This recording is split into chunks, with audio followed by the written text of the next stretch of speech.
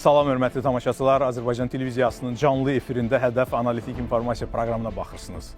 Budapeştdə, qardaş Macarıstan ərazisində tarixi hadisə baş verir. Türk Dövlətləri Təşkilatının dövlət və hökumət başçılarının qeyri-rəsmi ikinci sammiti keçirirlər tamaşaçılar.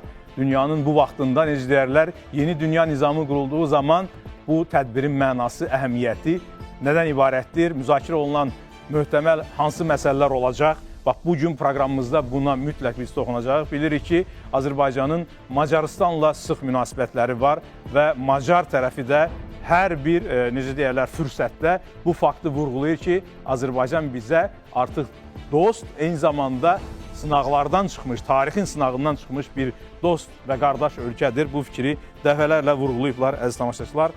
Macar rəsmilər. Bugün proqramımızda bütün bu məsələləri müzakirə edəcək. Ümumiyyətlə, yeni dünya düzənində Türk dünyası hansı yerə malikdir? Bunun perspektivi, gələcəyi nədən ibarətdir? Əlbəttə ki, qonaqlarımızdan, yerli və əcnəbi qonaqlarımızdan bunu mütləq soruşacağım. Azər Allahverənov, parlamentimizin deputatı, xoş gəlib proqramımıza. Xoş gəlmisiniz olsun. Həmçinin Nağı Əhmədov, politoloq, xoş gəlmisiniz Nağı müəllim. Sizi yenidən görmək xoşdur verilişimizdə. Siyasi şərhçimiz Anar Əliyevi də proqramımızda görmək çox xoşdur. Anar müəllim, sizdən də tarixi mövzulardır, tarixi əhəmiyyətli mövzulardır düşünürəm, soruşacağım. Maraqlı fikirləriniz mütləq olacaq, əminəm. Həmçinin Altay İsmailov, iqtisadçı, onu da salamlamaq istəyirəm. Altay müəllim, Türk Dövlətlər Təşkilatının iqtisadi mənada da böyük perspektivlər var. Deyə bilərik əminliklə? Əlbəttə. Mən təklif edərdim ki, Azər müəllim, gəlin sizinlə başlayaq. Bax, Türk Dövlətləri Təşkilatının bu sammiti, zirvə toplantısı qeyri-rəsmi, hətta onda deyək ki, bizim dövlətimizin və onun liderinin təşəbbüsü ilə qeyri-rəsmi sammitləri keçirilir Türk Dövlətləri Təşkilatının. İlki Şuşada olmuşdu. Keçən müddətdə təhlil etmək fürsətimiz var. Hansı qatqıları oldu və Budapeştdən hansı sədalar gələcək? Deməli, Elnar müəllim, burada da çox vacib bir məqamları toxundunuz və ilk əvvəl sualı verməmişdən qabaq bir balaca giriş fikrinizdə də tarixi hadisə olduğunu qeyd edəcək. Kifayət qədər əsaslı bir fikirdir. Çünki bir çox parametrlərinə görə həqiqətən də sözün əsli mənasında tarixi bir hadisəyə biz şahidlik edirik. Ona görə ki, çox düzgün qeyd elədiniz ki, yeni dünya nizamı prosesi baş verdiyi halda bu tipli tədbirlərin keçirilməsi olduqca vacibdir. Xüsusilə də bizim təmsil olduğumuz platformalardan söhbət gedir. Çünki mən hər zaman o məsələni vurğulamışam və mənim həmkarlarım da efirlərdə bu fikri xüsusilə dəstəkləyiblər ki, Avrasiya qitəsində gedən bir çox proseslər var ki, onların arasında regionlaşma dediyimiz çox olduqca vacib bir məsələdir. Çünki bəlli məsələdir ki, dünyada gedən o qloballaşmanın gətirdiyi ağır fəsadlar heç də dünyanın bir çox dövlətləri və regionları üçün də elə də uğurlu bir model olmadı və nəticə etibarilə dünyanın müxtəlif bölgələrində bugün baş verən münaqişələr məhz həm də bu qloballaşmaya cavab olaraq baş verən bir hadisələrdir və bu da kifayət qədər beynəlxalq münasibətlərdə gərginliyə səbəb olan bir hadisədir. Bütün bu hadisələrin fonunda Türk Dövlətləri Təşkilatı platformasında Türk əsilli dövlətlərin və kifayət qədər çox böyük bir coğrafiyanı əhatə edən və hətta Türk dünyası dediyimiz dünyanın Türk Dövlətləri Təşkilatının hüdudlarından da kənara çıxdığını biz nəzərə alsaq və kifayət qədər sabitliyin bir hökm sürdüyü bir platformanın və daha uğurlu şəkildə gələcəyə hesablanmış bir strateji inkişaf xəttinin olduğu bir şəraitdə olduqca bir vacib bir məsələdir və xüsusilə də əgər söhbət indi biz artıq öyrəşmişik və ona alışmışıq ki, qeyri-rəsmi, qeyri-formal formatda keçirilən tədbirlər əslində kifayət qədər siyasi cəhətdən çox səviyyəli və möhtəşəm, kifayət qədər mükəmməl bir tədbirlər olur. Nə üçün elə biz Avropa Siyasi Birliyinin də tədbirinə nəzər salsa görərik ki, qeyri-formal olan bir tədbir kifayət qədər ciddi siyasi mesajlar verdi. Onlardan fərqli olaraq Türk Dövlətləri Təşkilatının elə bugün ola bilsin qəbul edəcəyi Budapeşt bəyannaməsi və digər sənədlərə də nəzər saldıqda görərik ki, bəli, artıq yeni dünya nizamı ilə bağlı gedən proseslərin fonunda Türk Dövlətləri Təşkilatı institusional cəhətdən 2009-cu ildən üzü bəri götürsək kifayət qədər təkmil şəkildə özünün idarə etmə strukturlarını, institutlarını, müxtəlif dayaqlarını qurmaqla hər ölkənin də özünə məxsus tərzdə bu prosesə qatqı qatmaqla təbii ki, çox güclü bir institusional cəhətdən inkişaf etmiş bir platformaya çevrilib və artıq Avropa İttifaqı və dünyanın digər kifayət qədər belə nüfuz sahibi olan siyasi mərkəzləri bundan hesablaşmaq məcburiyyətindədirlər. Və bugün bu tədbirin də tarixi hadisəsi həm də bilavasitə ondan şərtlənir ki, Türk dövlətləri təşkil, yəni Türk ideologiyasına və konsepsiyasına cavab verən bir platformanın məhz Avropanın tam mərkəzində keçirilməsi, bu da həm də bir Avropaya da, bir dünyada bir mesajdır və Macarıstanın da burada baxmayaraq ki, müşahidəçi zamanında qismində... bu önəmli cümlə işlədir. Çünki zamanında məhz həmin orta əsrlərdə təbii ki, 16-cı əsrdə falan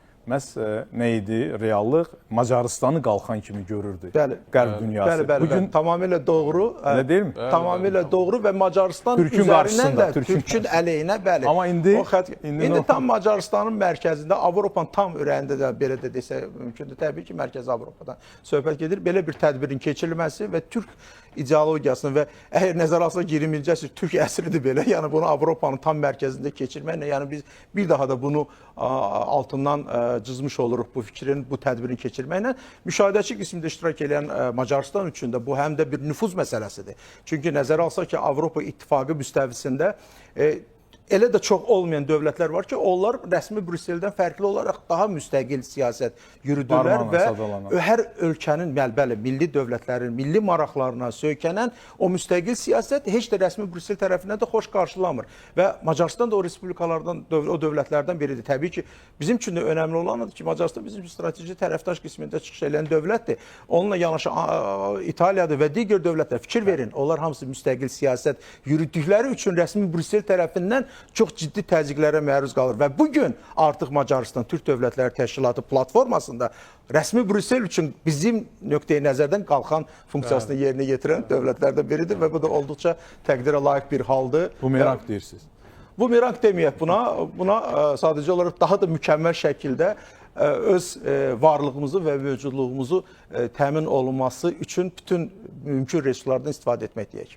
Budapeştdə nə baş verir? Düşünürəm ki, xüsusi müxbirimiz Vüsal Mətləbi dinləyə bilərik. Xəttədirsə, Vüsal, yəni sözü sizə vermək istəyirəm. Nə baş verir Türk dünyasının artıq önəmli bir mərkəzlərindən biri Budapeştdə? Buyurun, söz sizdədir.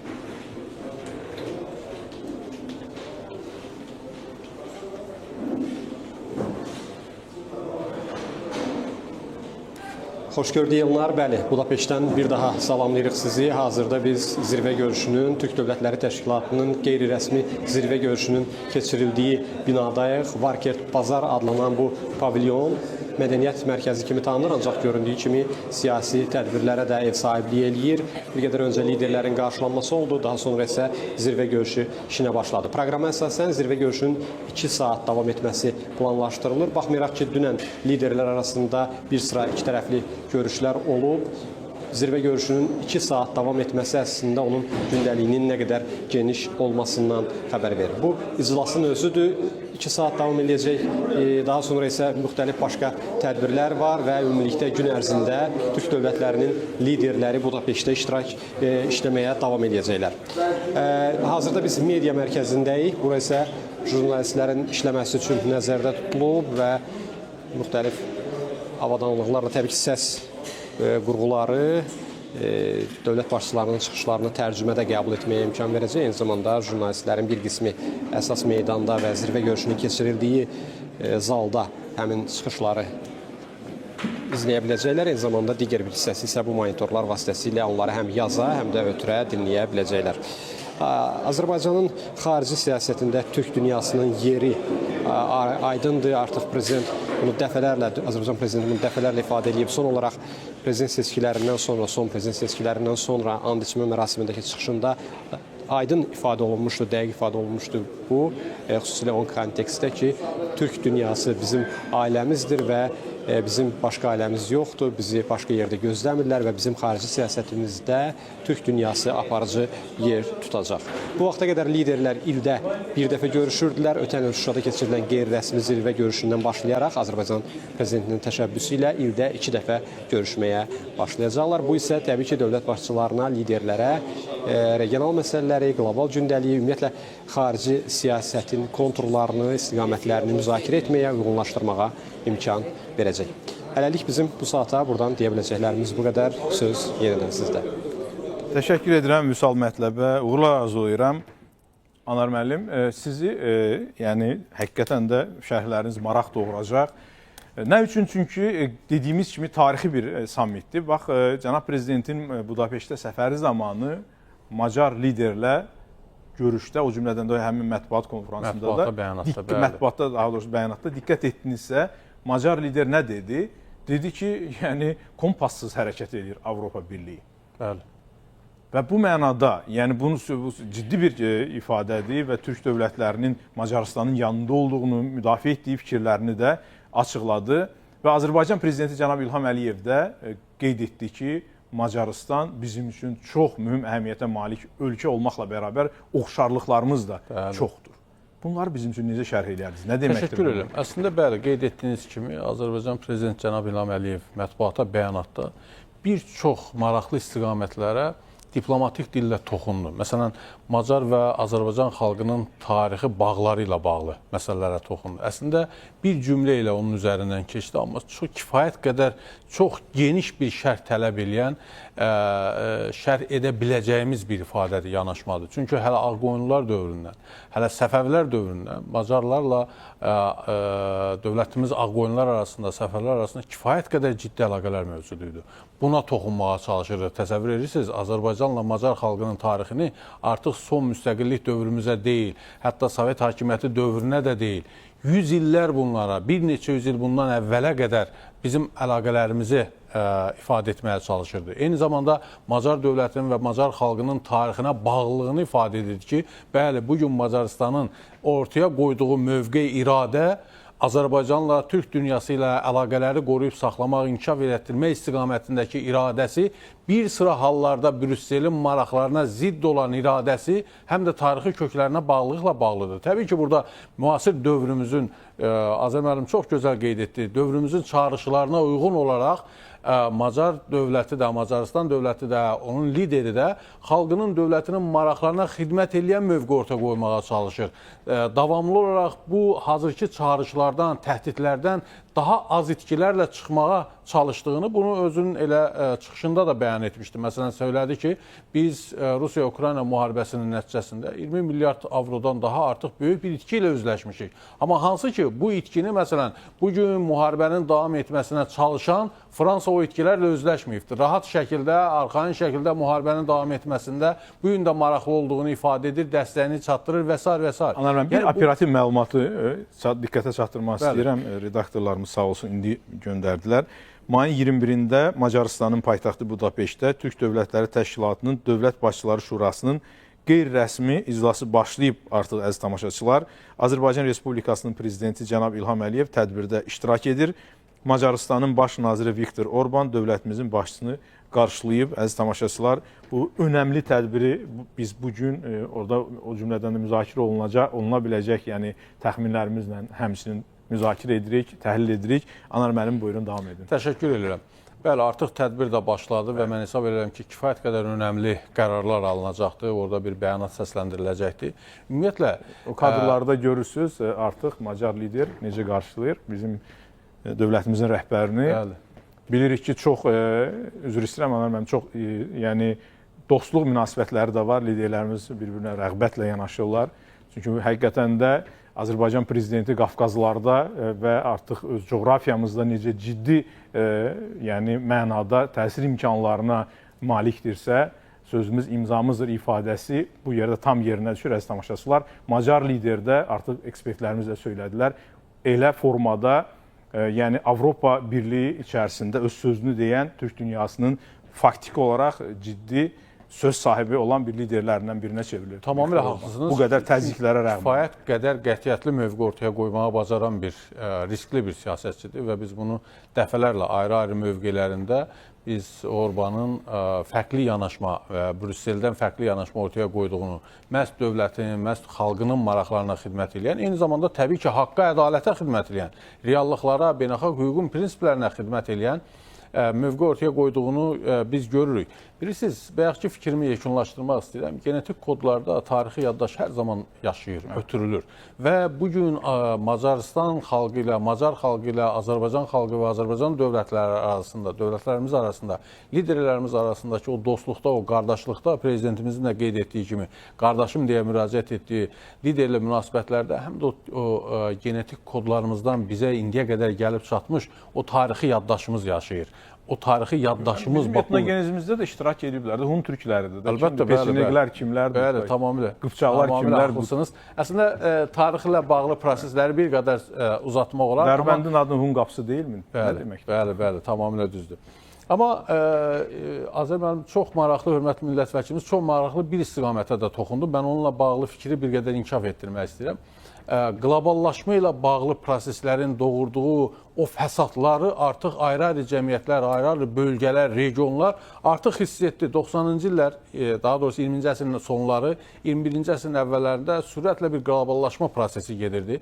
O qlobalistlərin yanaşması bundan ibarət idi ki, bəli, məhz bəşəri dəyərləri, bəşəri problemləri, təhdidləri qlobal prizmadan baxaraq həll etmə yanaşması ortaya qoyulmalıdır. Amma çox qısa bir vaxtda aydın oldu ki, bu prinsipləri irəli sürənlər əslində bu pərdə altında özlərinin maraqlarını təmin etməyə çalışırlar. Tamamilə düzdür. Neo-imperialist maraqlarını təmin etməyə çalışırlar. Nəticə etibarilə bir milliləşmə prosesi getdi.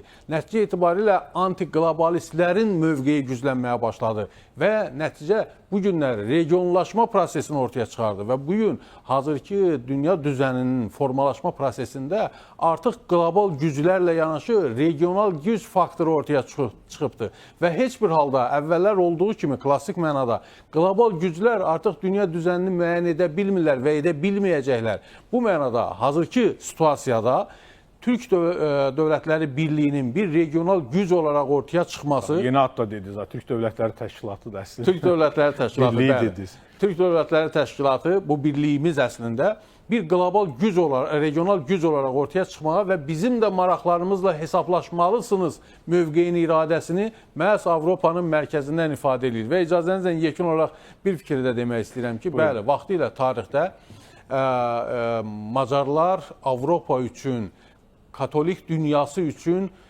İslamlaşmış Türk orduları qarşısında bir sanki qalxan idi. Həqiqətən də belə idi. Buna belə baxırdılar. Dəstək bu mənada ifadə olunurdu.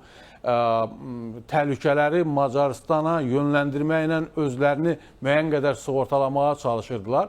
Amma bu gün müasir dünyamızda artıq 21-ci əsrdə Macaristan paytaxtından biz həmin Avropaya Türk dünyasının, Türk Dövlətləri Təşkilatının maraqlarını ifadə edirik. Biz həmin regional gücün maraqlarının qəbul edilməsinin zərurətini ortaya qoyuruq. Artıq Avropa sərhədlərindən kənardakılar cəngəllik qanunları ilə ifadə edir, yanaşmalarının nə qədər yanlış olduğunu biz harada ifadə edirik? Həmin elə Avropanın mərkəzində. Bəli, Türk Dövlətləri Təşkilatına qiyməti bir daha Cənab Prezident elə Viktor Orbanla görüşündə ifadə etmişdir, əziz tamaşaçılar. Gəlin həmin hissədən iqtibasa baxaq, sonra da müzakirəmiz davam edəcək. Türk Dövlətləri Təşkilatının qeyri-rəsmi zirvə görüşlərinin keçirilməsinin təşəbbüskarı Azərbaycan olmuşdu və bu estafeti bizdən Macaristan alır. Biz bunu alqışlayırıq. Bu bir də onu göstərir ki, Macaristan öz tarixi köklərinə çox bağlıdır. Bizi də bu çox sevindirir.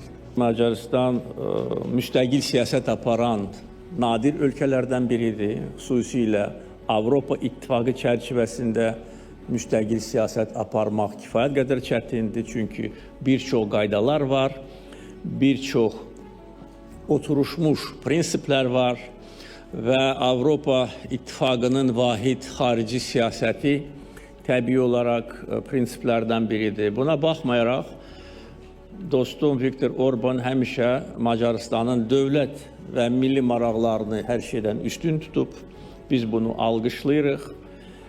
Hər zaman Macaristanın maraqlarını qoruyub və Macaristan üçün nə xeyir gətirirsə, o təşəbbüslərə qoşulub. Nə xeyir gətirmirsə, o təşəbbüslərdən həmişə uzaq olub.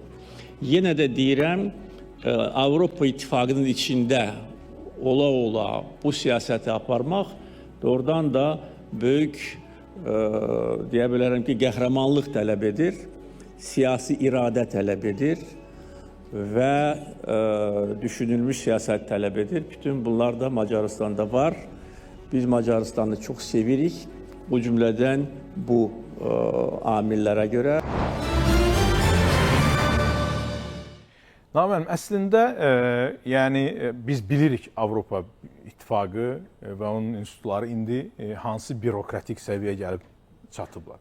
Gerçəkdən də yəni təzyiqlər, özəlliklə də yəni onu da yaxşı bilirik ki, Avropa İttifaqının daxilində belə biz we are the high democracy, yəni biz ali demokratiya, yüksək demokratiya, o birisi də under full, yəni bunu açıq deməsələr də. Demokratiya analisi olmur. Demokratiya Elə demokratiyadır. deyirlər də, Azər müəllim, siz də yaxşı. Bu gün deyir ki, yəni Açıq şəkildə ifadə edirlər onu. Açıq şəkildə. Demokratiyanın elitar təbəqəsi kimi hesabdan qələmə verilir. Bəli. bu faktdır da. Özəlliklə Şərqi Avropa ölkə yeni qoşulanda post-sovet məkanından çıxmış, xüsusilə də dövlətlərə bu cür yanaşırlar. Belə bir yanaşmanın mövcud olduğu şəraitdə biz faktiki Türk Dövlətləri Təşkilatı indi Anar müəllim birlik sözündə işlətdi. Yəqin ki, o istiqamətdə də inşallah əcdadımızın arzuları həm də yerinə yetmiş olacaq gələcəkdə. Alternativ qoyuruq ortalığa. Bunun əhəmiyyəti nədir? Necə görünür kənardan baxanda, özəlliklə də necə görünür? Bu mənada Türk Dövlətləri Təşkilatının bir alternativ, həm də bir alternativ olaraq yəni təklif etdiyimiz, çünki Türk Dövlətləri Təşkilatına daxil olan ölkələr başqa platformalarda da təmsil olunurlar. Amma bizim platformamız fərqlidir. Fərqliliyi nədədir və dünya yeni New World Order dedikləri, yəni yeni dünya düzəninə hansı qatqıları ola biləcək? Sualı maraqlıdır məncə. Vacib məqama toxundunuz. Ümumiyyətlə, yeni dünya düzəni formalaşması haqqında dəfələrlə səslənən fikirlər, hər bir düzən, bir düzəndən başqa düzən formalaşmır. Düzəndən ardıcıllıqla geçək, xaos formalaşır. Xaosdan sonra yeni bir düzən ortaya çıxır və biz bugün görürük ki, artıq yeni bir xaosa daxil olmaq üzrəyik və ya bəlkə də daxil olmuşuq artıq və bundan sonraki mərhələ bir yeni düzəndir və yeni düzəndə artıq Azər müəllim qeyd etdi, yenidən regionallaşma məsələsi ön plana çıxmaqdadır və belə bir kontekstdə biz Türk dövlətlərinin nəyə görə məhz indiki şəraitdə belə deyək, birliyini daha da gücləndirmək istiqamətində hərəkət etdiyinin məğzini, mahiyyətini başa düşərik və ümumiyyətlə hər bir birlik, regional ittifaq 3 əsas təməl üzərində qurulur. Birincisi dəyərlərdir. Dövlət başçıları qeyd etdi, artıq biz müzakirə etdik, tarixə toxunduq. Dəyərlər indi etnik baxımdan, dil, mədəni baxımdan bu dəyərlər artıq bütün bu dövlətlərin hər birini ortaq birləşdirən bir amildir. İkinci məsələ maraqlar məsələsi. Bu geniş anlamda istifadə olunur. Kadrları rejissor göstərir, naməm sözü kəsmirəm. Tarixi Şuşa Qarabağ bəyannaməsinin bizim imzalanması kadrlar. Çox böyük hadisə idi o da. Bəli. Buyurun. İkinci amil qeyd etdiyimiz kimi maraqlar məsələsidir ki, yəni bu ittifaqların təməlində duran maraqlardır ki, bu iqtisadi ola bilər, enerji maraqları ola bilər, digər ola bilər ki, bu da görünür ki, istər Mərkəzi Asiya ölkələrində, regionda yerləşən Türk dövlətləri olsun, Azərbaycan, Türkiyə və ya Macarıstan olsun, bu maraqlar bu dövlətləri birləşdirir. Və üçüncü amil isə bu ittifaqları gücləndirən və ya əsasını təşkil edən təhlükəsizlik təhdidi məsələsidir. Diqqətinizi çəkdi yəqin ki, birgə bəyanatda dövlət başçılarının bir məqama toxunuldu. Azərbaycan dövlət başçısı qeyd etdi ki, yəni sizin müharibə aparan qonşunuz varsa bizim də var. Yəni bir tərəf sizin qonşunuz, digər tərəfi bizim. Yəni burada artıq mesaj ondan ibarət idi ki, ortaq təhdidlərlə üzbəyüzük. Yəni bunu biraz da genişləndirsək, biz bilirik ki, Türk dövlətləri təşkilata məhz 2-ci Qarabağ müharibəsindən sonra çevrildi. Yəni bu transformasiyanın başlıca səbəbi məhz Azərbaycanın Qarabağda qazandığı uğur, yəni ərazi bütövlüyünü təmin etməsi, bəzi dövlətlərin hansılar ki, ərazi bütövlüyü çağırışı ilə üzbəyüz idi, xüsusilə Mərkəzi Asiya dövlətləri bunları artıq müəyyən mənada təşviq etdi ki, Türk dövlətlərinin belə deyək, transformasiyasına bir təşkilata çevrilməsinə razılıq versinlər, qısaca desək. Və Türkmənistanın da həmçinin bura müşahidəçi qismində qoşulmasına müəyyən mənada təşviq etdi ki, artıq bu birliyin birgə fəaliyyət göstərərsə Türkiyə-Azərbaycan misalında öz ərazi bütövlüyünü təmin etmək və ya gücləndirmək qüdrətindədir. Bura Şuşa bəyannaməsində əlavə edə bilərik. Və burada digər məqam isə məhz bu dövlətlərin ittifaqın belə deyək və ya Türk Dövlətləri Təşkilatının diqqət çəkən məqamı və ya digər regional təşkilatlardan başlıca fərqi nədir? Məsələn, biz bilirik ki, az öncə qeyd edildi, Azərbaycan dövlət başçısının təşəbbüsü ilə bu qeyri-formal sammit artıq ikinci dəfə keçirilir. Bəli. Yəni ilki Şuşada keçirildi, bu ikincidir. Bu onu deməyə əsas verir ki, artıq bu proses sistematik xarakter almağa başlayır və biz əgər digər regional ittifaqlara, təşkilatlara diqqət yetirsək, yəni heç birində ildə onun dövlət başçılarının 2 dəfə görüşdüyü belə bir format yoxdur. Bu onu göstərir ki, Türk Dövlətləri Təşkilatı arasında bu regionallaşma və ya bir araya gəlmə inteqrasiya prosesi necə sürətli şəkildə davam edir. Və bu ittifaq əslində bəziləri təhdid kimi görsə də, hər nə qədər Avropa İttifaqı və ya digərləri Macaristana və ya digər üzvlərə təzyiqlər etsə belə, biz görürük ki, bu Türk dövlətlərinin bir araya gəlməsi əslində dolayısıyla həm də ittifaqların da marağında olmalıdır. Bugün Avropa İttifaqının enerji təhlükəsizliyinin təmin edilməsində Azərbaycan aktiv şəkildə iştirak edir və yaxın gələcəkdə Özbəkistan və Qazaxıstanın da buraya qoşulacağını nəzərə alsaq ki, bu da Macarıstan üzərindən gedəcək bu yaşıl bərpa olunan enerji koridoru. Yəni bu onu deməyə əsas verir ki, əslində onların narahatçılıqları da əbəsdir. Bir gün onu anlayacaqlar, bu aydın məsələdir.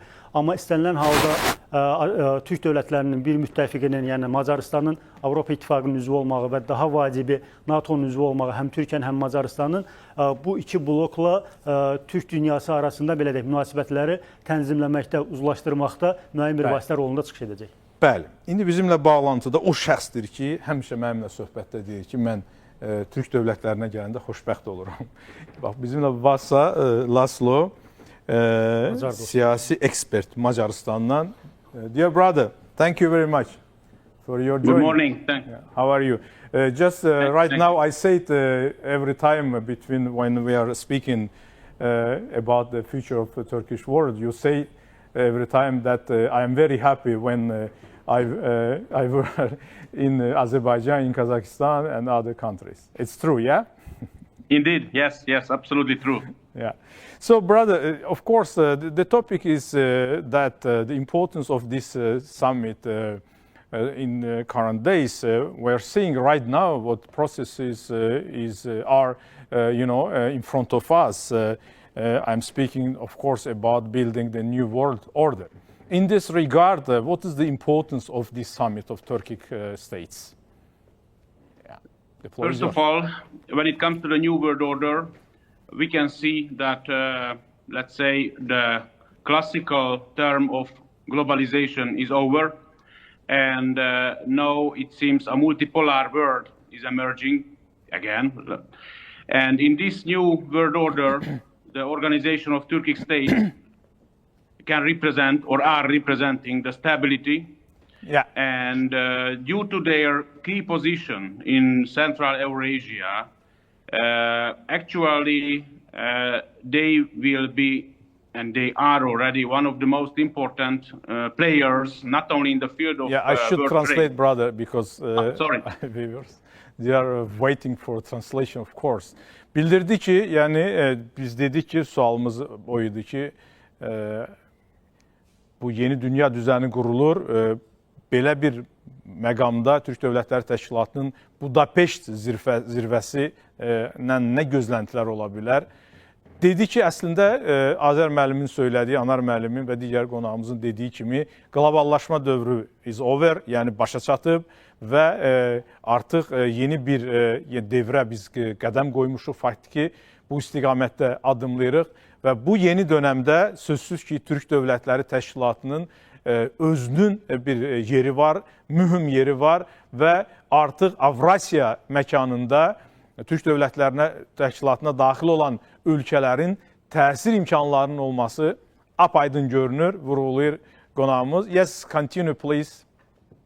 Yes, so not only in the world economy, but also in the world politics, the Turkic group can play, the Organization of Turkic States can play an important role because all these countries are committed to peace and to solve the conflicts in a peaceful way, and it is meaning an increased role in the international organizations. Bildirir ki, əvvəlki cümlələrində vardı, iqtisadi mənada da çox önəmlidir, amma sonra əlavə etdi ki, sadəcə iqtisadi mənada deyil, siyasi mənada da, yəni Türk Dövlətləri Təşkilatına üzv olan Türk dövlətlərinin, Türk qrupunun, bu cürdə ifadə etdi əziz tamaşaçılar, önəmli beyin mərkəzlərindən birinin nümayəndəsi də onu xatırladım, Avropada Türk qrupunun təsir imkanları güclənir dünyada. yəni türk dövlətlərinin siyasi mənada çox ciddi təsirləri artıq görünür və bu da təbii ki, bunun ən önəmli səbəblərindən biri də türk dövlətlərinin sülhpərvər siyasət yeritməsidir. Yəni, sülh yaradılması, sülhün qorunması bu ölkələrin siyasətində önəmli yerə malikdir. Ona görə də onların dünyadakı nüfuzu da yüksəlməkdədir. Go ahead, please. Yes, no, the future of the cooperation is very bright as in several fields the cooperation will be upgraded, and I would say that that this cooperation will not just focus on the political things and to the mutual understanding, but also on the economic kind of union and also on the security and defense. Yeah. Bildirir ki, gələcəyimiz çox parlaqdır, bu cürdə ifadə etdi əziz tamaşaçılar. Yəni, burada təkcə siyasi mənada deyil, iqtisadi mənada da çox gözəl perspektivlərimiz mövcuddur. Eyni zamanda bununla paralel olaraq sözsüz ki, müdafiə sahəsində də önəmli bir cümlə işlətdi. Təhlükəsizlik sahəsində də bizim birliyimiz həlledici əhəmiyyətə malikdir və malik də olacaqdır ifadəsini işlədir bizim qonağımız. Brother, one of the very important questions, of course, is that the Azerbaijani and the Hungarian role in this international platform. Of course, we know that yesterday Azerbaijani leader Mr. İlham Aliyev emphasized the important role of Azerbaijan and Hungarian role.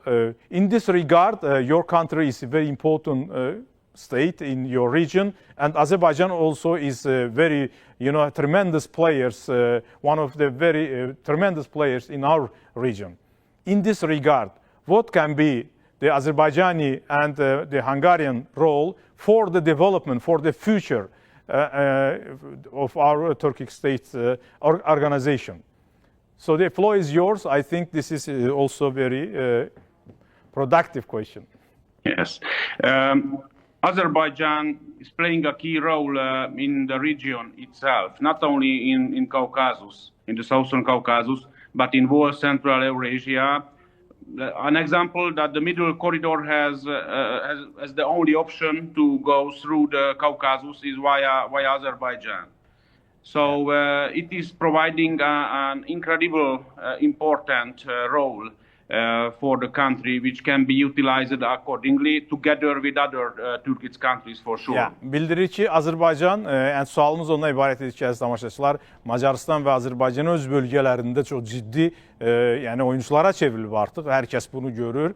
Cənab Prezident İlham Əliyev də, Macarıstanın lideri də bu barədə dünən çıxışlarında ifadə etmişdilər öz fikirlərini. Bu nöqteyi nəzərdən siz bu hansı mənaya gəlir? Bizim üçün necə təhlil edərdiniz dövlətlərimizin öz bölgələrində əhəmiyyətini? Nə dedi bilirsiniz? Bildirdi ki, Azərbaycan sadəcə Qafqazlarda deyil. Artıq Avrasiya məkanında, Mərkəzi Asiyada özəlliklə də o bölgədə ciddi açar rolunu oynayan bir məmləkətə çevrilib. Və bu da sözsüz ki, bütövlükdə Türk dünyası üçün çox faydalıdır, önəmli bir yəni faktordur, deyir bizim qonağımız. Conclusion please, because we haven't the tremendous time. Yes, and Hungary can be the base for the Turkic countries for their plans and operations in Europe. We are providing a great business environment and a very nice cultural environment and a friendly environment. I think this is the most important. Bildirir ki, Macarıstan isə əlbəttə ki, yəni yerləşdiyi bölgədə bütün Türk dünyası üçün yəni hər mənada mühüm dövlətdir. Yəni burada həm də o mənaya gəlir ki, əziz tamaşaçılar, yəni Türk dünyası üçün bir Avropa ilə bir körpü rolunu oynayır Macarıstan. Ondan öncə isə Azərbaycan əhəmiyyəti haqqında danışarkən, xüsusilə Middle Corridor dedikləri orta dəhlizin vacibiyyəti önəmi haqqında da bildirmişdi. So, I would like to thank you, brother, for your participation. It was very interesting interview for us. Thank you very much. Thank you very much. Yeah, thank you. Əziz tamaşaçılar, Vasa Laslo siyasi ekspert Macarıstandan professor doktor qonağımız oldu. Avropanın önəmli beyin mərkəzlərindən birinin çox tanınmış təmsilçisidir. Ölkəmizi belə adlandırdı ki, Azərbaycan sadəcə Qafqazların deyil, Avrasiya məkanında çox strateji mövqeyə, sözə sahib olan bir dövlətdir fikrini söylədi və Türk dünyası üçün önəmli bir şansdır. Sözlərində dedi, Azər müəllim, siz də diqqət etdinizsə. Mən qonağımız da dedi, yəni Türk Dövlətləri Təşkilatının iqtisadi nöqteyi nəzərdən Altay müəllim bizə nə perspektivləri vəd edir? Çünki cənab prezident də çıxışında qeyd etdi. Yəni bu ölkələrdən biri Macaristandır, misal üçün. Azərbaycanın gələcəklə bağlı xüsusilə alternativ enerji məsələlərində çox böyük yəni planları, proqramları var. Bu artıq həyata keçməkdədir. De facto addımlar atırıq. Bu pəncərədən baxanda iqtisadi əməkdaşlıq və Türk Dövlətləri Təşkilatı nə deməkdir? Bilirsiniz, burada çox tərəfli olaraq Türk Dövlətləri Təşkilatının istər siyasi baxımdan, istər tarixi baxımdan əhəmiyyəti kifayət qədər qeyd olundu. Yalnız bütün bu proseslərin eyni zamanda Azərbaycan üçün strategik əhəmiyyəti baxımından, yəni iqtisadi dayaqlarının çox sağlam olması lazımdır. Bildiyiniz kimi, ümumiyyətlə ölkələrin iqtisadiyyatının inkişafının bir aspekti də onların yerləşdiyi coğrafiyada sağlam inteqrasiya hərəkətlərinə girmələridir. İndiyə qədər olan bir təcrübəmiz var və burada da qeyd olunduğu kimi artıq yeni dünya düzəni ifadəsi səsləndiyi zaman Azərbaycanın həm bu siyasi baxımdan, həm də eyni zamanda iqtisadi baxımdan da bu prosesə inteqrasiya etməsi artıq belə deyək bir müddətdir ki, start götürüb və sürətlə gedir. Ümumi olaraq bir mənzərənin mən iqtisadi dayaqlar nöqtəsindən bir diqqət çəkmək üçün qeyd eləyək ki, hal-hazırda Türk Dövlətləri Təşkilatı içərisində iqtisadiyyat bilirsiniz daha çox əhalinin sayı, bazarın böyüklüyü, istehsalın həcmi, investisiyaların həcmi və bunun kimi iqtisadi göstəricilərə əsaslanır. Məsələn, bugün üçün deyək ki, biz Azərbaycanda Azərbaycan bazarını qiymətləndirdiyimiz zaman 10 milyonluq bir əhalidən söhbət gedir və hər zaman vurğulayırıq ki, istər daxildə, istər xarici investisiyanın cəlbi baxımından biz böyük bir bazara sahib olmadığımız üçün bunun bəzi hallarda belə deyək, mənfi təsirləri ilə üzləşirik. Ona görə də Türk Dünyası Təşkilatının əhalisinə baxdığımız zaman burada bazar böyüklüyünün 200 milyona yaxın, yəni faktiki 180 milyon və inkişaf yönümlü bir əhaliyə sahib olduğunu görürük. Eyni zamanda iqtisadi güc baxımından bilirsiniz, ölkələrin ümumi daxili məhsulları bir göstəricidir və baxdığımız zaman baxırıq ki, hal-hazırda bu ölkələrin timsalında bu rəqəm 2 trilyondan daha böyük, 2,1 trilyonluq bir ümumi daxili məhsul portfelinə sahibdir. Digər tərəfdən ölkələrin xarici ölkələrlə əlaqələri və xüsusilə ticarət dövriyyələrinə baxdığımız zaman diqqət çəkir ki, burada artıq 1,2 trilyonluq xarici ticarət dövriyyələri var və amma ölkələrin öz aralarında olan ticarətlərinə baxdığımız zaman baxırıq ki, bu hardasa 60 milyard dollar səviyyəsindədir. Yəni, ümumi müqayisə olaraq götürsək, belə deyə bilərik ki, Türk Dövlətləri Təşkilatı xarici dövriyyənin 5%-ni hal-hazırda öz aralarında edirlər və bu eyni zamanda onun göstəricisidir ki, əslində bu ölkələr öz aralarında çox ciddi bir potensial var, yəni xarici ticarətlərini artırma baxımından və bundan hələ ki tam şəkildə istifadə olunmur. Hansı addımı? Bax, deyirsiniz ki, potensial böyükdür. Bəli. Deyil mi? Biz burada açıq danışırıq. Bütün fikirlərimizi də açıq, demokratik şəraitdə ifadə edirik. Bunun üçün bu təşkilat hansı addımlar atır? Misal üçün, biz bilirik ki, əlifba islahatı aparılması üçün, yəni vahid əlifba qəbul olunması üçün addımlar var. Mədəniyyət proqramları çox ciddi mənada, yəni siyasi tədbirlər keçirilir. O cümlədən də hərbi əməkdaşlıqla bağlı iki tərəfli, çox tərəfli formatda da bunlar var. Bu günümüzün reallığıdır. Elə deyilmi? Bəs iqtisadi mənada hansı addımlar atılır ki, böyük bir potensialdır? Cənab Prezident nə demişdi? Yəni, öz çıxışında, parlamentdə nə dedi? Dedi ki, böyük Türk dünyasıdır bizim ailəmiz. Həm də sadaladı və iqtisadi mənada da böyük potensialdır, dedi. Buyurun. Bilirsiniz, ilkin olaraq bu bizə... Yəni, üzr istəyirəm, sualın mahiyyəti odur ki, burada sənəd məsələləri, müqavilələr, müəyyən, tutaq ki, deyək ki, asanlaşdırma məsələləri, iqtisadi, investisiya proqramları, bu mənada sualın budur. Bilirsiniz, ilkin addım olaraq əslində ölkələrin bir-biri ilə həm inteqrasiya, həm iqtisadi münasibətlərin artması üçün bizim bir mövcud qeyd olunduğu kimi dil, din, mədəniyyət, kültür, tarix birliyimiz var. və bu əslində bir yol göstəricidir. Konkret sənədlərə və faktiki belə deyək də planlara gəldiyimiz zaman bilirsiniz ki, ən çox və Azərbaycanın da üzərində çox durduğu məsələ Azərbaycan həm coğrafi olaraq bu gün Asiya və Avropanın sadəcə coğrafi olaraq bir körpü nitəliyində deyil, eyni zamanda nəqliyyat qovşağının artıq infrastrukturu baxımından da və planları baxımından da şimal-cənub nəqliyyat qovşağından əlavə eyni zamanda Türk dövlətlərini birbaşa maraqlandıran Transxəzər beynəlxalq nəqliyyat marşrutu planı var ki, hansı ki, bugün üçün bilirsiniz, dünyada ən böyük iqtisadi aktyorların ikisi bu regionda, Avrasiya regionundadır. Hansı ki, bir tərəfdə Çin iqtisadiyyatı var, digər tərəfdə Avropa İttifaqı. Bunlar arasında iqtisadi baxımdan nəqliyyat qovşağını təmin etmə baxımından Transxəzər nəqliyyat qovşağı ciddi bir imkandır və hal-hazırda bu şimal yolunun istifadəsi ilə müqayisədə həm xərclər baxımından daha aşağı xərclərlə,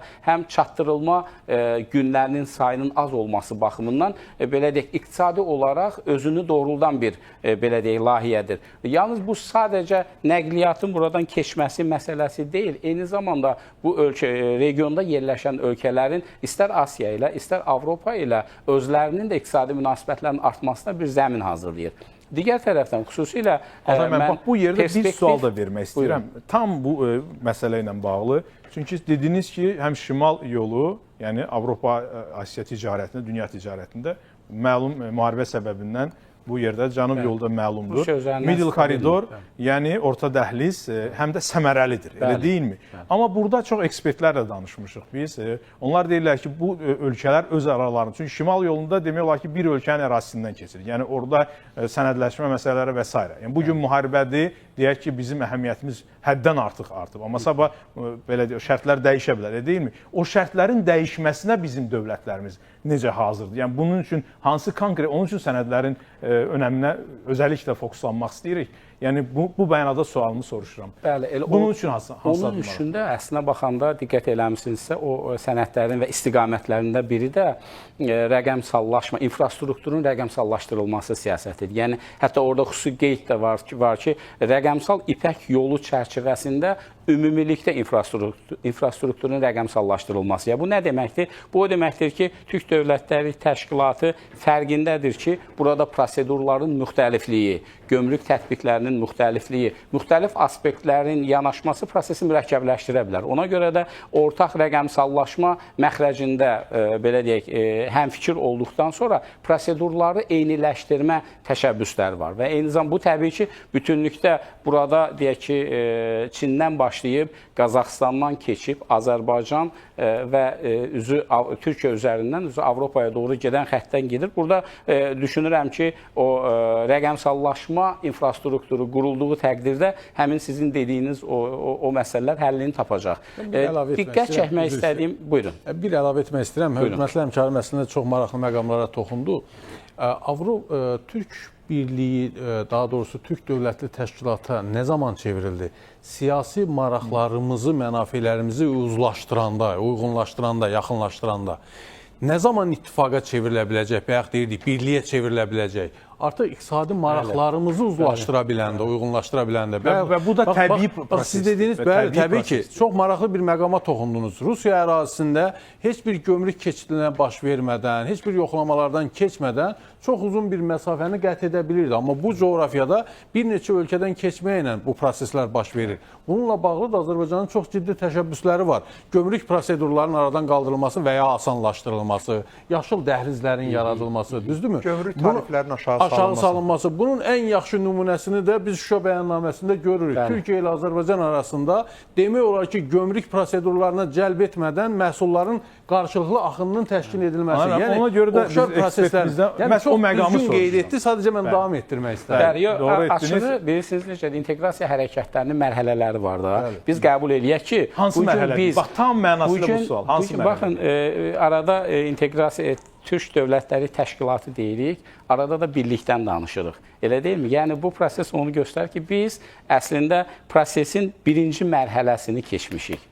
Amma ümumilikdə bunun sonrakı, məsəl üçün deyək ki, bugün Avropa İttifaqı necə bir ən uğurlu inteqrasiya kimi görünürdü də indiyə qədər, deyilmi? Onlarda gömrük prosesləri necə tənzimləndi? Gömrük birliyi çərçivəsində tənzimləndi. Amma biz bugün üçün türk dövlətləri arasında belə deyək, arzu kimi səsləndirə bilərik ki, bugün gömrük birliyinə gedilməlidir. Təbii ki, o sonraki mərhələdədir. Amma bunun bugün üçün təməlləri atılır. Yəni, açıqcası, həm bu rəqəmsallaşma qeydi, həm bu gömrüklə əlaqədar, məsələn, ilk başlanğıc nə ilə başlayır? Preferensial tariflərlə var, tariflərin tətbiq olunması. Yəni, bütünlükdə gömrükdə eyni gömrük tətbiqlərinin deyil də, seçilmiş sektorlar üzrə, seçilmiş sahələr üzrə ilk prosesdə bu seçilim, məsələn, müəyyən kənd təsərrüfatı məhsulları üzərində və digər, təbii ki, ilk pilot çərçivədə başlayan bu tətbiqi genişləndirmək olar. Mən xüsusi olaraq diqqət çəkmək... Amma gecikmək də olmazdı. Yox, gecikmək qətiyyən olmaz. Çünki söhbət, yəni, milyonlarla ton yüklərin daşınmasından və saysız hesabsız gəlirlərdən gedir. Hər zamanda alternativ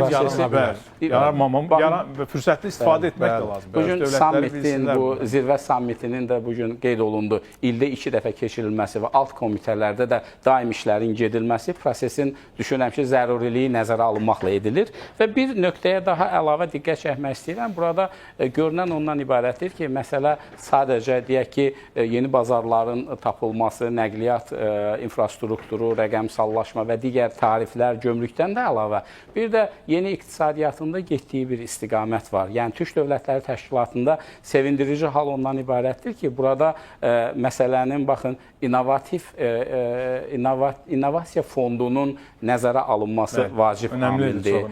Ondan başqa, bayaq qeyd elədiyim rəqəmsallaşma və yaşıl enerji yönümlü bərpa edilə bilən enerji resursları üzərinə birgə əməkdaşlıqların ön plana qoyulması vacibdir. Çünki dünyanın gedişatı istiqaməti o istiqamətdə olarkən Türk dünyasında bir innovasiya fondunun olması və ölkələrdə innovativ təşəbbüslərin, eyni zamanda startapların və buna bənzər olan məsələlərin fond tərəfindən dəstəklənməsi özü də bir gələcək baxımından perspektiv vəd edir. Bəli, Altan müəllim, cənab prezident iqtisadi mənada da, yəni birliyimizin önəminə əlbəttə hər zaman diqqət yetirib və praktiki addımlarla əslində Anar müəllim dedi. Yəni biz Azərbaycan olaraq bu istiqamətdə yol göstərici rolunu oynamışıq faktiki olaraq. Bəli. Vətən müharibəsindən sonra hər şeyi dəyişdik. Bəli. Əzbərləri pozduq. Bəli. Doğru mu? Və Türk birliyi də bugün artıq birlik, siz dediniz, bir mərhələ adlamışıq artıq. İqtisadi mənada birliyimizin əhəmiyyəti haqqında millətimizin liderinin fikirləri var. Gəlin baxaq, sonra davam edəcək. Macarıstan şirkətləri Azərbaycanın əsas 2 neft və qaz layihəsində pay sahibidir. Azəri-Çıraq, Günəşli və Şağdəniz yataqlarında. Gələn ilin əvvəlində növbəti kontrakt imzalanacaqdır. Azərbaycanın quru neft yataqlarında Macarıstan şirkəti fəaliyyətə başlayacaq. Biz keçən ildən başlayaraq Macarıstana təbii qazın ixracına başlamışıq. Macarıstanın tələbatı olan səviyyədə biz qaz təminatı təşkil edə bilərik. Bizim qaz resurs bazamız kifayət qədər genişdir və genişlənir. Yeni qaz yataqları istismara veriləcək. Biz bugün 12 ölkəyə təbii qaz ixrac edirik. Onlardan 10'u Avropa ölkəsi, onlardan 8'i isə Avropa İttifaqı üzvüdür və Avropa Komissiyası Azərbaycanın Pan-Avropa qaz təchizatçı ölkə kimi və etibarlı tərəfdaş kimi tanıyır və qaz ixracının coğrafiyasına əgər biz baxsaq, görərik ki, burada nəinki Avropa məkanında, dünya miqyasında boru xətti ilə nəql edilən qazın coğrafi əhatəsinə görə Azərbaycan dünyada qabaqcıl yerlərdədir. Bizim gələcəkdə qaz ehtiyatlarımızın işlənməsi nəzərdə tutulur. Biz eyni zamanda Macarıstanla yaşıl enerji üzrə fəal işləyirik. Azərbaycanın çox böyük miqyaslı yaşıl enerji gündəliyi vardır. Biz növbəti 5 il ərzində 6000 megawatt gücündə yaşıl enerji istehsal edəcəyik. 500 megawatt son 2 il ərzində yaradıldı. 6000 megawatt 5 il ərzində təmin ediləcək. Azər müəllim, yəni bugünkü dünyada nadir ölkələr var ki, onların haqqında yes, this country is credible. Yəni etibar göstəriləcək ölkə ifadəsini rahatlıqla bizim barəmizdə deyirlər. Yəni sadəcə biz Çox az söyləm. ölkələrdən biri kimi. Az ölkələrdən biri kimi bu haqda hər zaman danışılır. O cümlədən də Macarıstanın baş naziri bu faktı vurğulayır. İndi Avropa rəsmiləri, yəni onların da fikirləri daim bu istiqamətdə olub və ifadə ediblər. Baxmayaraq ki, bəziləri kimlərin bilirsiniz, Azərbaycana qarşı o haqsız, ədalətsiz, sonra da peşman olurlar da. İndi hərəkətlərindən görürük, elə deyilmi? Gözümüzün qarşısında Tiranada gördük. Tiranadakı hər şey gözümüzün qarşısında oldu. Ona görə də təklif edərdim ki, sizə söz verməmişdən öncə Macarıstanın baş nazirindən də iqtibasa baxa, sonra sizdən söz istəyəcəm. Buyurun. Biz dənizə çıxışı olmayan bir ölkəyik və bizim nailiyyətimiz ondan ibarətdir ki, biz Rusiya ilə enerji münasibətlərini qoruyub saxladıq. Bizim üçün istisna tətbiq edilmişdir. Ancaq Ukrayna bizə məhdudiyyətləri tətbiq edir. Türk dilli dövlətlərin dəstəyi olmasaydı, bugün bizim enerji təhlükəsizliyini təmin etməyimiz çox çətin olardır. Ancaq biz əlimizdən gələni edəcəyik ki, bizim iqtisadiyyatının dayanıqlığı təmin edilsin. Və xanımlar və cənablar, beləliklə də etibarlı tərəfdaşın dəyəri məhz belə ölçülür. Türk ölkələri olmasaydı, bugün Macar əhalisi 3-4 dəfə daha çox enerjiyə pul sərf etməli olardı. Cənab Prezident bizi əmin edib ki, ötən il olduğu kimi bu ildə Macarıstan qaz təminatı təmin ediləcəkdir və Azərbaycan bizi əmin etmişdir ki, lazım olan həcmdə qaz veriləcəkdir bizə və Macarıstanın MVM və digər şirkətləri Azərbaycanda neft, qaz yataqlarında və boru kəmərlərində səhmlərini artıra bilər. Və mən şadam ki, müəyyən həcmdə qaz ehtiyatları və neft barelləri bizim ixtiyarımızdadır və ola bilər Azərbaycan üçün bu çox böyük həcm deyil, ancaq bizim üçün bu çox vacib bir məsələdir ki, biz Azərbaycanla neft yataqlarında payçıyıq. Bu təkcə iqtisadi baxımdan deyil, sırf mənəvi baxımdan da vacibdir. Bu dostluq sayəsində biz özümüzü daha az mürəkkəb vəziyyətdə, həssas vəziyyətdə hiss edirik. Azər müəllim, bu sonuncu cümlə çox önəmlidir. Təbii əvvəl dedikləri fikirlər də vacibdir Macar millətinin, o cümlənin dövlətin mənafeləri nöqteyi nəzərindən. Amma sonuncu cümləsi çox-çox önəmlidir. Yəni, Macarıstan baxmayaraq ki, Türk Dövlətləri Təşkilatında müşahidəçi statusuna malikdir. Amma bu təşkilat və onun üzvləri olan Türk dövlətləri Macarıstanın Avropa Birliyinin içərisində belə dik duruşunun təminatında ciddi rol oynayırlar. Bu cümlə deyilmi? Bəli. Tamamilə doğru. Məsələ bundadır ki, bir qədər əvvəl hörmətli Anar müəllim öz çıxışında Macarıstanın müharibədən aldığı zərər barədə də danışdı. Müharibənin Macarıstanın iqtisadiyyatına böyük zərbəsi barədə də qeyd elədi.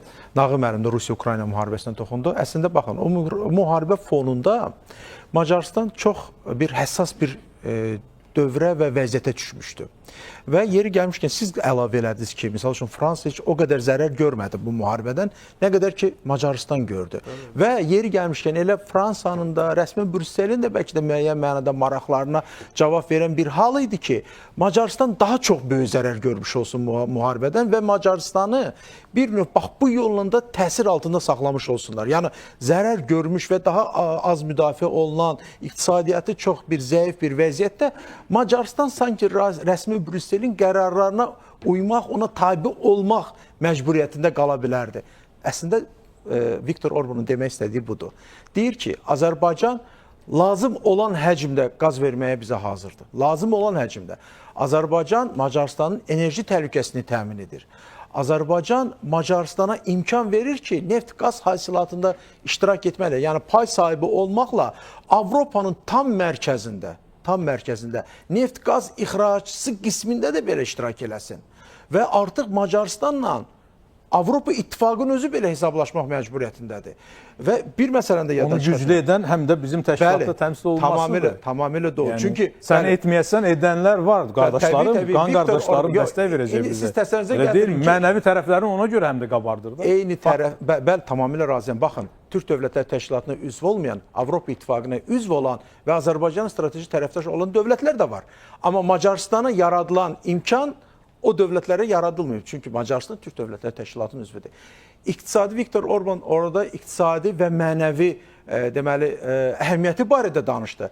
Amma iqtisadi və mənəvi əhəmiyyəti ilə yanaşı mənim qeyd elədiyim məsələlərdə siyasi rıçaqların Macarıstan tərəfindən əldə olunması baxımından da olduqca vacibdir. Yəni Avropa Birliyi daxilində siyasi rıçaqlara malik olmaq çox böyük bir nüfuzdan və imicinin daha da güclənməsinə xidmət eləyən bir alətin istifadəsindən söhbət gedir. Və yeri gəlmişkən həcmlər barədə biz danışdıq. Bəli, Azərbaycan üçün o həcmlər elə də böyük deyil. Amma Macarıstan üçün bu həcmlər həyati əhəmiyyətli həcmlərdir. Çünki qeyd elədiyimiz kimi siyasi, mənəvi, iqtisadi, regional, təhlükəsizlik, necə ki, Nağım müəllim qeyd elədi, enerji təhlükəsizliyi və digər məsələlərdə, o rıçaqlar olmadan, bax bu dediyim məsələlərdə necə güclü ola biləsən?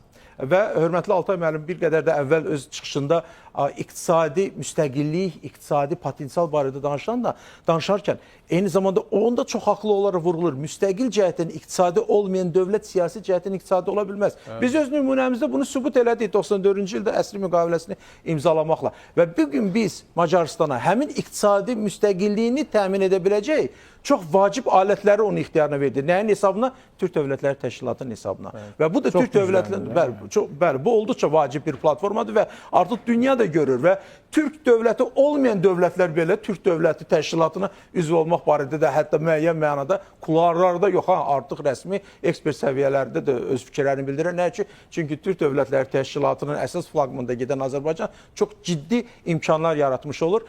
Eyni zamanda Transxəzər nəqliyyat dəhlizi üzərindən burada enerji, yaşıl enerjinin ötürülməsi nöqteyi nəzərindən uranyumun və digər məsələlər. Ki, yəni bizim ərazimiz işğal altındaydı. Bax, Macarıstanın Xarici İşlər Naziri bu studiyada, o biri studiyada əsas məsələdə açıq-aşkar dedi ki, biz Azərbaycanın ərazi bütövlüyünü, suverenliyini dəstəkləyirik. Dəfələrlə və açıq dedi ki, yəni bizim proqram arxivlərimizdə açıq dedi ki, çünki beynəlxalq hüquq Azərbaycan tərəfindədir və mənəvi olaraq da, yəni bir türk olaraq da bizim borcumuzdur bunu deyək. Biz genetik kodları barədə danışdıq. Baxın, genetik kodlarımız həm də burada da özünü göstərdi. Yox, təbii ki, biz nəinki unutmuruq. Əksinə, biz buna da adekvat olaraq elə bir adımlar atırıq ki, heç yeri gəlsə bir-birini bacı adlandıran dövlətlər, qardaş adlandıran dövlətlər belə o adımları atmır. Amma biz Türk dövlətləri üçün elə imkanlar yaratmış olur və eyni zamanda biz babamız baxır, necə deyək, ruhu baxır. Bəli, və biz faktiki olaraq o imkanları Türk dövlətlərinin təşkilatına üzv olan dövlətlər qarşısında açmaqla eyni zamanda Türk Dövlətlər Təşkilatının özünün nüfuzunu bir qədər də gücləndirmiş oluruq. Və təbii ki, çox maraqlıyıq ki... Ayaq səslərimiz gəlir. Bəli, gəlir. Nəinki ayaq səslərimiz, hətta ayaq səslərimizdən qorxanlar da var. Qorxanlar da var. Bəli, Avropanın elə mətan mərkəzdə bundan qorxanlar da var. Amma yenə də Türk Dövlətləri Təşkilatı sülh təşkilatıdır. və dünyaya sülhü Əməkdaşlıq və əməkdaşlıq. Bəli, və əməkdaşlığı təklif edilən təşkilatlardır və Avrasiyada ən böyük, bugün mən deyim sizə ki, Avropa İttifaqından sonra yox, elə Avropa İttifaqı ilə bərabər hətta bəzi proseslərdə ondan da daha güclü bir siyasi təsir etmə imkanlarını ortalığa qoyan bir təşkilatdır ki, və Nəyə görə dedim? Çin Ayaq kimi səsləri dövlət Azərbaycan- məsələn buna hesablaşır. Bəli. Danışdım məncə ətraflı şəkildə. Nəyə görə dedim? Tarixçimiz buradadır. Çünki həmin o Avropalar 15-16-cı əsrlərdə hər dəfə Macaristana yaxınlaşdıqda türklərin ayaq səsləri artıq qulağımıza gəlir deyirdilər, deyim. Avstriya-Macaristan imperiyası, Bəli. müqəddəs Roma imperiyası da. Bəli. Amma biz bugün tarixi bir olaya şahid olduq. Budapeştdə keçirildi bu. Bunun mənəvi mənada da böyük önəmi var, elə deyilmi? Məsələ, lap elə verilişin əvvəlində mən xüsusilə bunu vurğulamaq istədim ki, və vurğuladım ki, Avropanın tam mərkəzində Türk konsepsiyasının tam açıq şəkildə və əməkdaşlıq və sülh platforması olduğunu diqqətə dünyaya çatdıran məhz Macaristanda keçiriləcək və keçirilməkdə olan zirvə toplantısı oldu. Yəni, çoxları Türk Dövlətləri Təşkilatının böyüməsindən, Türk dünyasının daha da monolit olmasından qorxur. Amma biz deyirik ki, Türk həmrəyliyi dünyaya sülh gətirən, dünya miqyasında əməkdaşlıq platformaları üçün çox geniş imkanlar açan təşkilatdır. Və bundan qorxmaq yox, bundan əməkdaşlıq etmək lazımdır. Bu, bütün qarşılıqlı şəkildə fayda verə biləcək bir əməkdaşlıqdan bir söhbət edir. Tamamilə düzdür. Mən bir əlavə etmək istəyirəm. Amma mövzumuzu az qalıb vaxtımız. Qısaca bir cümlə demək istəyirəm. Bilirsiniz, bu potensiala, bu imkanlara sahib olmaq çox yaxşıdır. Amma eyni zamanda bu potensiala, bu imkanlara müdaxilə etmək arzusunda olan kənar güclər üçün də bir çəkindirici qüvvəyə sahib olmaq lazımdır. Və bugün Türk Dövlətləri Təşkilatı bu gücə sahibdir. Azərbaycanın timsalında sahibdir, Türkiyənin timsalında sahibdir. Və hesab edirəm ki, bax bu faktorlarda bizim əhəmiyyətimizi, rolumuzu daha da artırır. Yeri gəlmiş ki, növbəti mərhələdə bax dediyiniz elementlər üzərində də çox böyük işlər həyata keçir. Çünki artıq qarşı iki tərəfli sazişlər, bəyannamələr və digər məsələlər artıq çox tərəfli və Türk Dövlətləri Təşkilatı müstəvisində realizə edilə biləcək bir konseptual yanaşmalardır. Bilirik ki, əziz tamaşaçılar, İran İslam Respublikasında Azərbaycan səfirliyinə terror hücumu olmuşdu və o zaman səfirliyimizin qəhrəman əməkdaşı şəhid olmuşdu. Artıq məlumat yayıldı. O terror aktını törədən şəxs, terrorçu öz cəzasına çatıb. Naməlum, bu barədə artıq məlumatlar yayılıb və bilirsiniz, bu məsələnin bugün İran-Azərbaycan münasibətləri həqiqətən də yəni yeni bir mərhələyə qədəm qoyub deyə bilərik. Qarşılıqlı səfərlər, uğurlu projelerin həyata keçirilməsi haqqında danışılır. Amma bir dönəmdə münasibətlərimizdə xələl gətirən faktorlardan təəssüf ki, birinə çevrilmişdi və yenə də dövlətimizin və Prezident İlham Əliyevin necə deyərlər, dik duruşu bu məsələnin qarşısında hər şeydən öncə gələn millətimin hər bir evladının təhlükəsizliyidir, sağlamlığıdır, canıdır. Yəni Məmmədin, Həsənin, Hüseynin, yəni bizdən olanların canı bizim üçün hər şeydən vacibdir. Vətəndaşımızın. Onun üçün də dövlətimiz çox bu mənada xüsusi bir mövqe nümayiş etdirdi. Və bugün nəticəsi ortalıqdadır. Ümumiyyətlə, hər bir ölkənin səfirliyi onun ərazisi sayılır və o səfirliyə hücum dolayısıyla həmin ölkənin ərazisinə hücum hesab edilir. Yəni, bu hadisə ona görə İran və Azərbaycan münasibətlərində qırılma nöqtəsinə gətirib çıxartdı və bugündən baxdıqda biz belə deyək, müəyyən mənada təsəlli taparıq ki, hadisələr nisbətən raya oturulmaq üzrədir. Bu da təbii ki, qarşı tərəfin belə deyək, müəyyən hadisələrin gedişatında dərk elədilər ki, Azərbaycanı itirmək əslində onlar üçün daha baha başa gələ bilər və hadisənin uzun müddət belə deyək, cinayətkarın cəzasına almaması da müəyyən mənada Azərbaycanı tam ciddiyə almamalarından qaynaqlanırdı və müəyyən məqamda onlar başa düşdülər ki, bu məsələdə Azərbaycanın geriyə addımı yoxdur. Yəni, ya Azərbaycanla münasibətləri tamamilə itirməlidirlər, ya da ki, münasibətləri qoruyub saxlamaq və inkişaf elətdirmək istəyirlərsə, mütləq şəkildə Azərbaycan bu tələbi yerinə getirilməlidir. Və burada da təbii ki, dövlət başçısının bu dayanışması olmasaydı, bu həqiqətən qeyri-mümkün olacaqdı. Və bu gün də mərhum şəhidimizin atası da bunu bir daha təsdiq edib ki, bu dövlət başçısının birbaşa qətiyyəti sayəsində baş verib. Amma ümumilikdə hesab edirəm ki, artıq bu münasibətlər bugün öz rayına oturuşdurulsa da, amma hələ də müəyyən təhdidlər tamamilə aradan qalxmıyor. Bu da yəni qarşı tərəfin daxilində baş verən müəyyən maraq toqquşmalarından qaynaqlanır ki, və bu ziddiyyətlər ümid edirəm ki, Azərbaycanın yenə də dik duruşu sayəsində həmişə qarşısı alınacaq. Və qısaca olaraq da bu Türk dünyasından ümumi danışıldı. Macarıstan və Azərbaycan arasındakı münasibətlərdə, ümumiyyətlə Türk dövlətləri arasındakı münasibətlərdə Azərbaycanın etdikləri tək tərəfli deyil. Yəni biz Macarıstanın belə deyək enerji təhlükəsizliyinin təmin olunmasında tək belə deyək Macarıstan nöqteyi nəzərdən iştirak etmirik. Burada öz maraqlarımız da var və ilk növbədə təbii ki Azər müəllim qeyd etdiyi kimi siyasi dayanışma göstərir Macarıstan və Azərbaycanda. Bu Avropa İttifaqı daxilindədir, həmçinin BMT çərçivəsində, eyni zamanda NATO daxilində və digər bir tərəfdən bilirik ki Macarıstan Türk dövlətlərinə üzv və müşahidəçi ölkələr arasında innovasiya və startapların ən inkişaf etdiyi bir ölkədir. Və dövlət başçısı qeyd etdiyi yaşıl enerji sahəsində əməkdaşlıq artıq belə də ictimaiyyətə açıqlanan geniş bir əməkdaşlıq perspektividir. Digər tərəfdən texnologiyalar sahəsində innovativ ona toxunacaqmı? Dövlət başçısı son inaqurasiya mərasimində prioritet istiqamət kimi müdafiə sənayesi kompleksinin inkişafını qeyd etdi və bu baxımdan hesab edirəm ki, gələcəkdə Macarıstan texnologiyalarının bu istiqamətdə Azərbaycanda birbaşa və ya dolayısıyla istifadə etmək üçün də geniş perspektiv var. Mən bu məsələ ilə bağlı sizin də fikirlərinizi öyrənək. Bilirsiniz, artıq 2 il yarım müddət keçir. Vaxtımız azdır. Bəli. Bu addımın atılması təbii ki, Azərbaycan lideri onun qətiyyətli mövqeyinin nəticəsidir, bir mənalı şəkildə. Çünki ilk andan İran rəsmilərinin verdiyi reaksiya, onun mətbuata çıxarılması, müsahibələrinin yayılması, məişət zəmini səviyyəsinə endirilmə cəhdləri, onun psixoloji problemlərinin olması ilə bağlı bir yalan məlumatların yayılması və s. bunu göstərirdi ki, bəli, mümkün qədər çalışacaqlar ki, bunu qorusunlar, bu proseslərdən yayılmağa çalışsınlar. Sırf dövlət başçımızın qətiyyətli mövqeyinin nəticəsidir. Amma proseslər tam olaraq yekunlaşırmı? Çox təəssüf ki, biz qarşılıqlı səfəri görürük, etimadla bağlı bəyanatları eşidirik, amma təəssüf ki, bu gün də İran Müdafiə Nazirinin Ermənistana səfərini görürük, orada əməkdaşlıqla bağlı məsələlərin müzakirəsini və s. Ümid edək ki, bu səfərlər əvvəlki səfərlər kimi destruktiv deyil, Cənubi Qafqazdakı proseslərə konstruktiv istiqamətli olacaq. Mən sizin də bununla bağlı. Bax, mən sonda ona diqqət çəkmək istəyirəm ki, bu Türk Dövlətləri Təşkilatı məsələsi əslində sırf etnik milliyyətçilik zəminində dərinləşdirilmək istənən bir hərəkət deyil. Biz regionda nəzərə almalıyıq ki, dost olmayan ölkələrlə belə, müharibə apardığımız ölkə ilə belə 3+3 formatında görüşlər və inteqrasiyalar təklif etmişik və son İranla münasibətlərdə də mən düşünürəm ki, əvvəl baş verən hadisələr, belə deyək də, qarışıq, o keçən dəfə də ifadə etdim, bulanıq suda balıq tutmaq təşəbbüsləri son gedişatla daha yaxşı vəziyyətə gələcəyini düşünürəm. Azər müəllim, bir dəqiqəmiz var, sizə verirəm, bitiririk.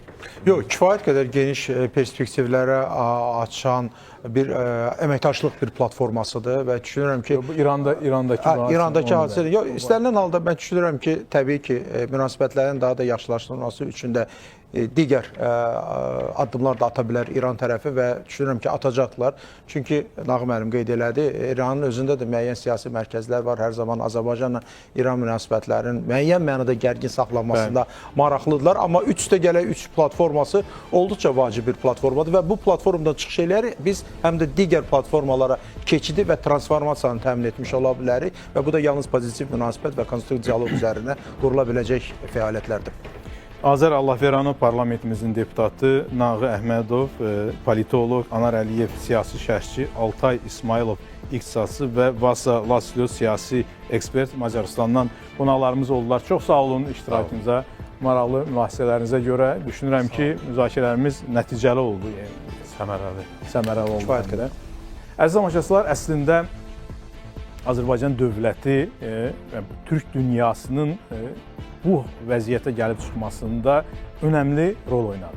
Azərbaycan xalqı zaten tarixən biz Türk birliyinin yaranması üçün ideoloji nöqteyi nəzərdən Əli bəy Hüseynzadənin, Əhməd bəy Ağoğullarının və digərlərinin etdikləri məlumdur. Amma indiki mərhələdə isə artıq Türk birliyinin formalaşması üçün real şəkildə siyasi, iqtisadi, hətta hərbi mənada perspektivdə biz açar rolunu oynadıq. Strateji addımların atılmasına səbəbiyyət verdik. Ona görə də bugün biz sevinirik ki, Avropanın tam mərkəzində Budapeştdə Türk Dövlətləri Təşkilatı liderləri sammit keçirirlər. Müəyyən mənada bunun çox böyük siyasi əhəmiyyəti olmaqla bərabər həm də verilən mesajlar var. O cümlədən İranda o qatilin, o terrorçunun asılması, layiqli cəzasına çatması da dövlətimizin hansı dərəcədə bu bölgədə gücə sahib olduğunun ifadəsidir. Və heç kəs unutmasın ki, Azərbaycanlılar tarixin yaratdığı millət deyillər. Tarixin özünü yaratmış, imperiyalar qurmuş bir xalqlar. Hər kəsin qulağında, dostun da, düşmənin də düşünürük ki, bu səslənsə faydalı olacaq deyərək proqramımızı yekunlaşdırırıq. Sağ olun, gələn görüşlərə dək.